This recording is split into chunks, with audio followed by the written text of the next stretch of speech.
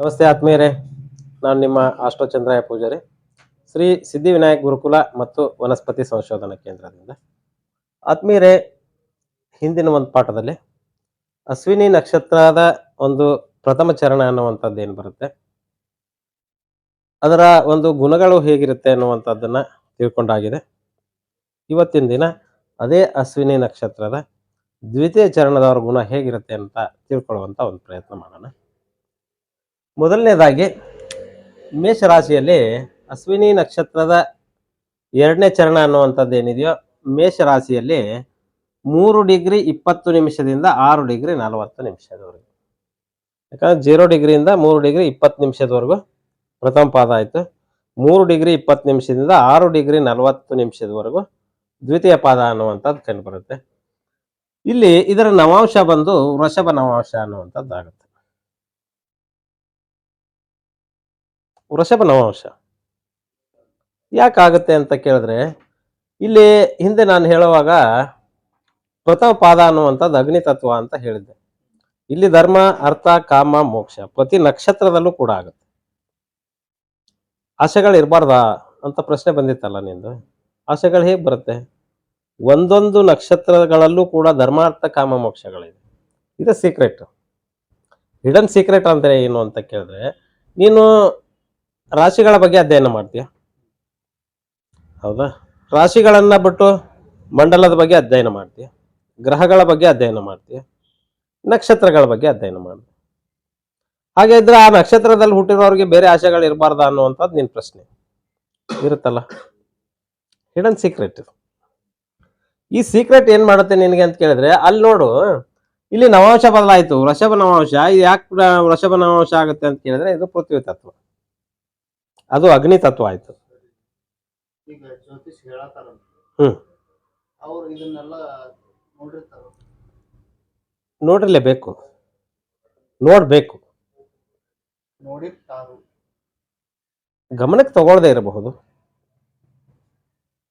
ಗಮನಕ್ಕೆ ತಗೊಳ್ದೇ ಇರಬಹುದು. ಕಾರಣ ಏನು ಅಂತ ಹೇಳ ನೀನು.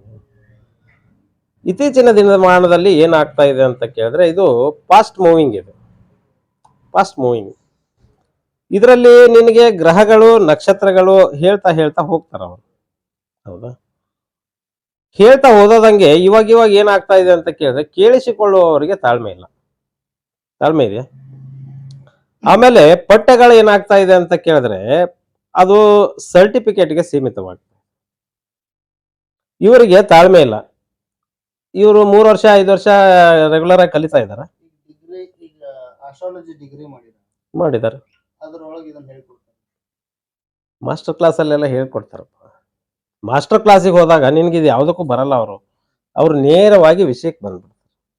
ನಿನಗೆ ಹೇಳ್ಕೊಡ್ಬೇಕಾಗಿದ್ದು ಯಾವಾಗ ಅಂತ ಕೇಳಿದ್ರೆ, ನೀನು ಬೇಸಿಕಲ್ಲಿ ಹೇಳ್ಕೊಡ್ಬೇಕಾಗಿತ್ತು. ಬೇಸಿಕಲ್ಲಿ ಇದಕ್ಕೆ ಯಾರು ಕೈ ಹಾಕಲ್ಲ. ಇದನ್ನ ಹೇಗೆ ಕೈ ಯಾಕೆ? ಎಸ್, ಇದು ಬೇಕಾಗಿರೋದು ಪ್ರಶ್ನೆ.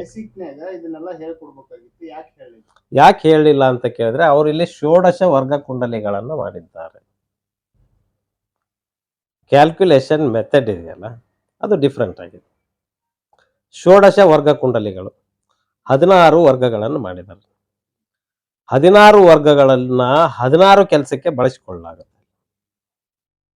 ಅವಾಗ ಏನಾಗುತ್ತೆ ಅಂತ ಕೇಳಿದ್ರೆ, ಇದು ಅಲ್ಲಿ ಕ್ಯಾಲ್ಕುಲೇಟ್ ಆಗುತ್ತೆ, ನಿನಗೆ ಇಲ್ಲಿ ಮರೆ ಮಾರ್ಚಲಾಗಿದೆ.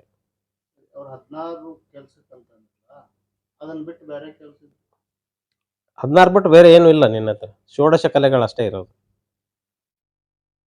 ರಾಮನ ಹತ್ರ 12 ಇತ್ತು, ಆಯ್ತಾ?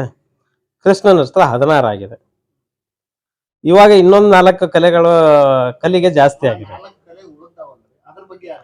ಆ 4 ಕಲೆಗಳ ಬಗ್ಗೆ ನೀನು ಇಲ್ಲೇ ಲೆಕ್ಕಕ್ಕೆ ತಗೋಬೇಕಾಗಿದೆ. ಯಾಕಂದ್ರೆ ನಾನೇನು ಈ ಒರಿಜಿನಲ್ ಆಸ್ಟ್ರಾಲಜಿಯನ್ನ ನಿನಗೆ ಈಗ ಸೀದಾ ಏನು ಹೇಳ್ತಾ ಇದ್ದೀನಿ, ಇದು ಈಗ ವರ್ತಮಾನದಲ್ಲಿ ಉಲ್ಟಾಗಿದೆ. ಈಗ ಅವರು ನಡೆದು ಹೋದಿದ್ರ ಬಗ್ಗೆ ಕ್ಯಾಲ್ಕುಲೇಷನ್ ಮಾಡಿ ಹಿಂಗ್ ಹೇಳ್ಬೋದು ಅಂತ ಹೇಳ್ತಾರೆ. ಎಸ್, ನಡೆಯಕತ್ತದ್ರ ಬಗ್ಗೆ ಹೆಂಗ್ ಕ್ಯಾಲ್ಕುಲೇಷನ್ ಮಾಡೋದು? ಆಡಳಿತ ಯಾರ್ದಿದೆ ಅನ್ನೋದನ್ನ ನೋಡ್ಬೇಕಾಗುತ್ತೆ. ಋಗ್ವೇದದಲ್ಲಿ ಗುರುವಿನ ಆಡಳಿತ ಇತ್ತು, ಯಜುರ್ವೇದದಲ್ಲಿ ಶುಕ್ರನ ಆಡಳಿತ ಬಂತು, ಸಾಮವೇದದಲ್ಲಿ ಚಂದ್ರ ಮತ್ತು ಕುಜನ ಆಡಳಿತ ಬಂತಲ್ಲಿ. ಅಥರ್ವಣದಲ್ಲಿ ಬುಧನ ಆಡಳಿತ ಬಂದಿದೆ. ಬುಧ, ರಾಹು, ಬುಧ. ಹೌದಾ? ಈ ಬುಧ ರಾಹು ಸಂಧಿ ಅಂದ್ರೆ ಏನಿದು? ಬುಧ ಮತ್ತು ರಾಹು ತಾನೇ ಆಳ್ತಾ ಇರೋದು ಇದನ್ನೀಗ. ಈ ಬುಧ ಮತ್ತು ರಾಹು ಅಂದ್ರೆ ಏನದು? ಬುಧ ಅಂದ್ರೆ ಬುದ್ಧಿ, ಬುಧ ಅಂದ್ರೆ ಬುದ್ಧಿ. ರಾಹು ಅಂದ್ರೆ ದುರ್ಮಾರ್ಗ. ದುರ್ಮಾರ್ಗ ಅಂದ್ರೆ ಏನದು? ದುರ್ಮಾರ್ಗ ಅಂದ್ರೆ ಏನು? ಹ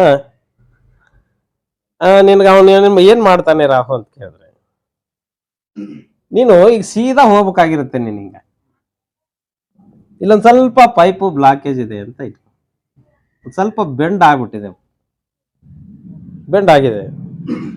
ಇದರಲ್ಲಿ ನೀನು ಈ ನೀರನ್ನ ಫ್ಲೋ ಮಾಡಿದ್ರೆ ಹಿಂಗ್ ಹೋಗುತ್ತೆ. ಇದು ಜೋರಾಗಿ ಗಾಳಿ ಓದೋರು ಹೋಗುತ್ತೆ. ಈ ಜೋರಾಗಿ ಗಾಳಿ ಓದೋದ್ರಲ್ಲಿ ಇಲ್ಲಿ ಬ್ಲಾಕ್ ಆಗಿದೆಯಲ್ಲ, ವಾಯುತತ್ವ ರಾಹು ಅಂದ್ರೆ.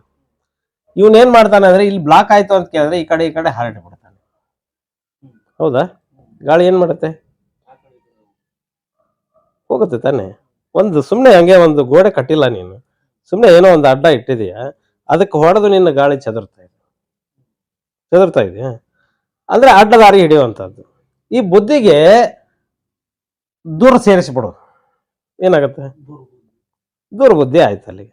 ನೀನು ಒಂದು ಜೋರಾಗಿ ಗಾಳಿ ಓದಿದ್ರೆ ಈ ಬ್ಲಾಕೇಜ್ ಕ್ಲಿಯರ್ ಆಗಿ ಸೀದಾ ಹೋಗಬಹುದಿತ್ತು. ನೀನು ಹೋಗ್ಲಿಲ್ಲ. ಹಾಗೆ ನೀನು ಅಡ್ಡವಾಗಿ ನಿಂತಿದೆಯಲ್ಲ, ಇದು ನಿನಗೆ ಭಯಾನಕವಾಗಿ ಕಾಣಿಸ್ತಾ ಇದೆ. ಅದಕ್ಕಾಗಿ ನೀನೇನ್ ಮಾಡ್ತಾ ಇದೀಯ ಅಂದ್ರೆ ಚದುರ್ತಾ ಇದೀಯ. ಯಾವಾಗ ವಾಯು ತತ್ವ ಕೆಟ್ಟೋಗುತ್ತೆ ಅವಾಗ ಏನಾಗುತ್ತೆ? ಗಾಳಿ ಎಲ್ಲ ಕಡೆ ಹೋಗುತ್ತೆ. ಗಾಳಿಗೆ ಗುಣ ಅದು, ಅದರದ್ದು. ಎಲ್ಲಿ ಸುಲಭವಾಗಿ ದಾರಿ ಸಿಗುತ್ತೋ ಅಲ್ಲಿ ಹೋಗುವಂತದ್ದು. ಈಗ ಮನೇಲಿರೋರು ಏನ್ ಕೊಟ್ಟಿಲ್ಲ ಅಂತ ಕೇಳಿದ್ರೆ ಹೋಟ್ಲಿಗೆ ಹೋಗುವಂತದ್ದು. ಮನೇಲಿರೋರು ಏನಾದ್ರು ಡಿಸ್ಟರ್ಬೆನ್ಸ್ ಮಾಡಿದ್ರ ಅಂತಂದ್ರೆ ಹೊರಗಡೆ ನೋಡ್ಕೊಳ್ಳುವಂಥದ್ದು. ಎಲ್ಲಿ ವ್ಯವಸ್ಥೆ ಚೆನ್ನಾಗಿರುತ್ತೋ ಆ ಕಡೆ ಹೋಗುವಂತದ್ದು. ವಾಯುತತ್ವ ಅಂದ್ರೆ ಕಾಮ ತಾನೆ. ನಿನ್ನ ಇಷ್ಟಾರ್ಥಗಳನ್ನ ಸಿದ್ಧಿಸಿಕೊಳ್ಳೋದಕ್ಕೆ ಎಲ್ಲಿ ಅನುಕೂಲ ಆಗುತ್ತೋ ಅಲ್ಲಿ ಜಿಗಿಯುವಂತದ್ದು. ಅದರಲ್ಲಿ ನಿನಗೆ ಧರ್ಮ ಕರ್ಮದ ಅರಿವಿನ ಜ್ಞಾನ ಇಲ್ಲ. ನಿನಗೆ ಬೇಕಾಗಿದ್ದು ಸಿಗುತ್ತೆ ಅಂದ್ರೆ ಎಲ್ಲಿ ಬೇಕಾದ್ರೂ ಹೋಗುವಂತ.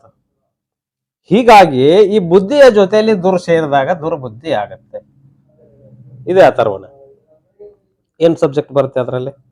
ಅಥರ್ವಣದಲ್ಲಿ ಮಾಟ, ಮಂತ್ರ, ತಂತ್ರ, ಅವನ್ನ ಎತ್ತಿ ಬಿಸಾಕು, ಇವನ್ನ ಹೊಡೆದು ಆಳ್ವಿಕೆ ನಡೆಸಬೇಕಾಗಿದೆ. ಆಳ್ವಿಕೆ ನಡೆಸ್ಬೇಕು ತಾನೆ. ಆಳ್ವಿಕೆ ನಡೆಸಬೇಕು ಅಂತ ಕೇಳಿದ್ರೆ ನಿಯಂತ್ರಣ ಮಾಡಬೇಕು. ಬುದ್ಧಿ ತಾನು ಬೇಕಾಗಿದ್ದನ್ನ ಪಡ್ಕೊಳ್ಳೋದಕ್ಕೋಸ್ಕರ ಅನ್ಯ ಮಾರ್ಗಗಳನ್ನ ಬಳಸುವಂತ, ಸ್ವಾರ್ಥಕ್ಕಾಗಿ ಅನ್ಯ ಮಾರ್ಗಗಳನ್ನ ಬಳಸುವಂತ. ಯಾಕೆ ಬಳಸ್ತಾರೆ ಅಲ್ಲಿ? ಕಾರಣ ಏನಿರಬಹುದು?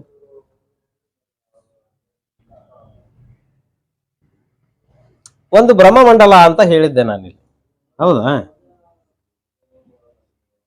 3 ಮಂಡಲಗಳನ್ನು ತೋರಿಸಿದ್ದೆ ನಾನು. ಚರ ಸ್ಥಿರ ಉಭಯ ರಾಶಿಗಳು ಅಂತ ಇದೆಯಾ ಇದರಲ್ಲಿ? ಇದೆಯಾ?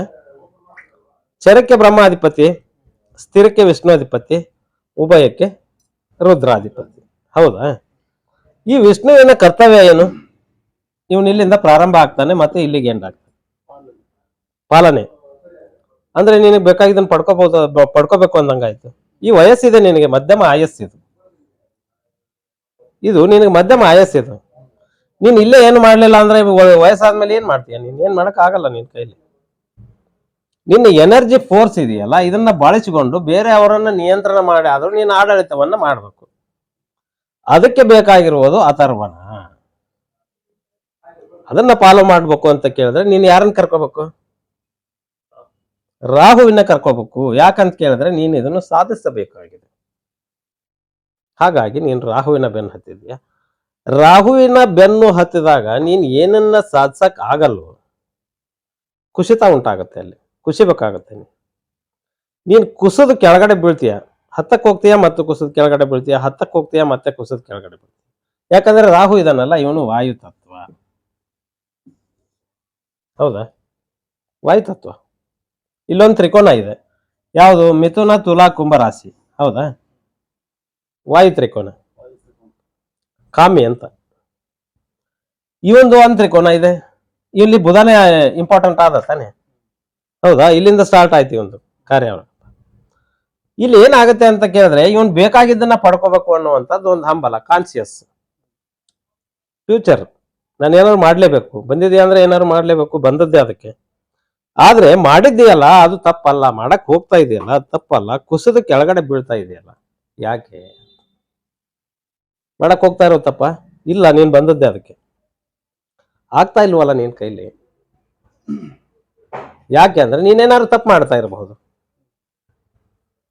ತಪ್ಪು ಮಾಡದೆ ಕುಸಿದ ಕೆಳಗಡೆ ಬೀಳಕ್ ಸಾಧ್ಯ ಇದೆಯಾ? ಇಲ್ಲ, ಏನೋ ತಪ್ಪು ಮಾಡ್ತಾ ಇದೆಯಾ. ಪ್ರೊಸೀಜರ್ ಫಾಲೋ ಮಾಡು. ನೀನು ಹೀಗೆ ಸುತ್ತಾ ಇದೆಯಾ ಉಲ್ಟಾ, ರಾಹುಕೇತುಗಳು ತಾನೇ ಉಲ್ಟಾ ಸುತ್ತದ. ನೀನ್ ಹೀಗೆ ಸುತ್ತಾ ಇದೆಯಾ, ಇದು ಸರಿ ಇಲ್ಲ, ನೀನ್ ಹೀಗೆ ಸುತ್ತು. ಆಗ ಏನಾಗುತ್ತೆ ಅಂತ ಕೇಳಿದ್ರೆ ನಿನ್ನ ಹಿಂದೆ ಇದ್ದವನು ನಿನ್ನನ್ನು ಫಾಲೋ ಅಪ್ ಮಾಡ್ತಾನೆ. ಹೌದಾ? ಲೈನ್ ಕ್ರಾಸ್ ಮಾಡ್ಬೋದು. ಹೌದು. ನೀನು ಇಲ್ಲಿ ಇದೆಯಲ್ಲ, ಇದಕ್ಕೆ ನೀನೇನ್ ಮಾಡ್ಬೇಕು? ಗಾಳಿಯು ನೀನೇ, ದೀಪವು ನಿನ್ನದೇ, ಗಾಳಿಯು ನಿನ್ನದೇ, ಅರದಿರಲಿ ಬೆಳಕು ಅಲ್ಲ, ಆರಬಾರ್ದು. ಅಂದ್ರೆ ಏನ್ ಮಾಡ್ಬೇಕು ನೀನು? ಗಾಳಿ ನಿಧಾನವಾಗಿ. ನಿಯಂತ್ರಣವಾಗಿ. ನೀನು ಜೋರಾಗಿ ಫೋರ್ಸ್ ಅಲ್ಲಿ ಇದಕ್ಕೇನು ಹೊಡೆಯೋ ಅವಶ್ಯಕತೆ ಇಲ್ಲ. ನೀನು ಈ ಗೋಡೆ ಬೆಳೆಸು ಅಂತ ನಾನು ಹೇಳ್ತಾ ಇಲ್ಲ ನಿನಗೆ. ನೀನು ನಿಧಾನಕ್ಕೆ ಜೋರಾಗಿ ತುಂಬಿಕೊಂಡು ಬಾ ಅದರಲ್ಲಿ. ನಿನ್ನ ಗಾಳಿಯನ್ನು ನಿಧಾನವಾಗಿ ಜೋರಾಗಿ ಅದರಲ್ಲಿ ತುಂಬಿಕೊಂಡು ಬಾ. ತುಂಬಿಕೊಂಡು ಬಂದದ್ರ ಫೋರ್ಸ್ ಏನ್ ಮಾಡುತ್ತೆ ಅಂತ ಕೇಳಿದ್ರೆ ಸುಮ್ಮನೆ ನಿನ್ ಮೇಲಕ್ಕೆತ್ತು ನಿನಗೆ ದಾಟಿ ಹೋಗುತ್ತೆ. ಈ ಬ್ಲಾಕೇಜ್ ಕ್ಲಿಯರ್ ಆಯ್ತು ಅಂತ ಕೇಳಿದ್ರೆ ನೀನ್ ಹೀಗೆ ಹೋಗಬಹುದು. ಜೀವನದಲ್ಲಿ ಬ್ಯಾಲೆನ್ಸ್ ಇರ್ಬೇಕು. ಪ್ರಿಡಿಕ್ಷನ್ ಅಂದ್ರೆ ಏನು? ನಿಂದು ಎಲ್ಲೋ ಒಂದು ಸ್ಟಕ್ ಆಗಿದೆಯಪ್ಪ, ನಿನ್ ಪೈಪ್ ಇದೆ, ನೀರಿನ ಪೈಪ್ ಇದೆ ನಿಂದು.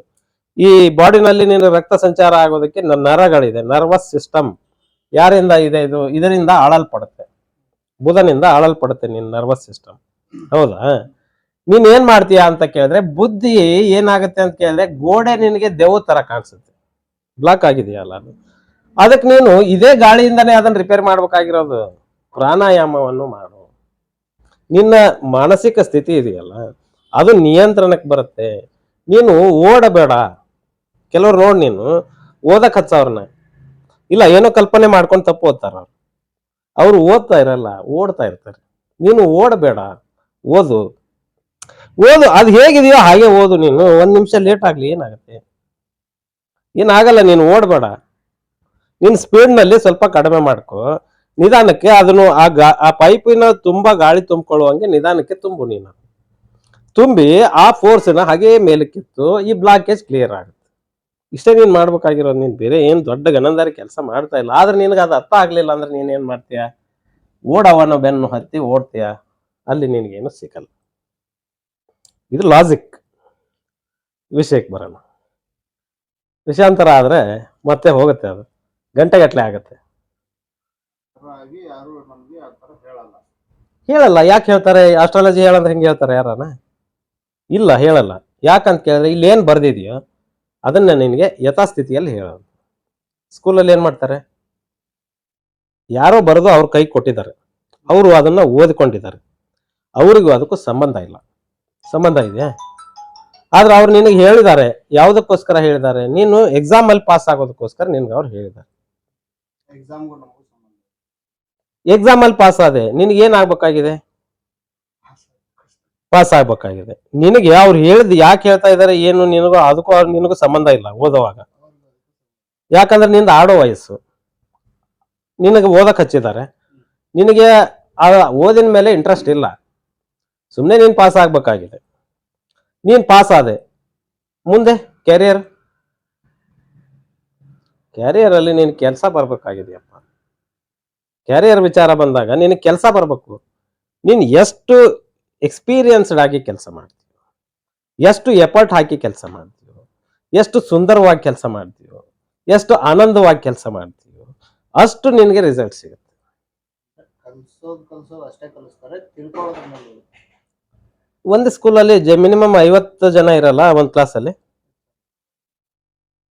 ಅದರಲ್ಲಿ ಒಬ್ರು ಇಬ್ರು ಫಸ್ಟ್ ಬರ್ತಾರೆ, ಮಿಕ್ಕಿದವರೆಲ್ಲ ಹಾಗೆ ಇರ್ತಾರಲ್ಲ. ಅದೇ ಟೀಚರ್ ತಾನೆ, ಅದೇ ಟೀಚರು, ಅದೇ ಸ್ಕೂಲು, ಅದೇ ಪಠ್ಯ, ಅದೇ ಎಜುಕೇಶನ್.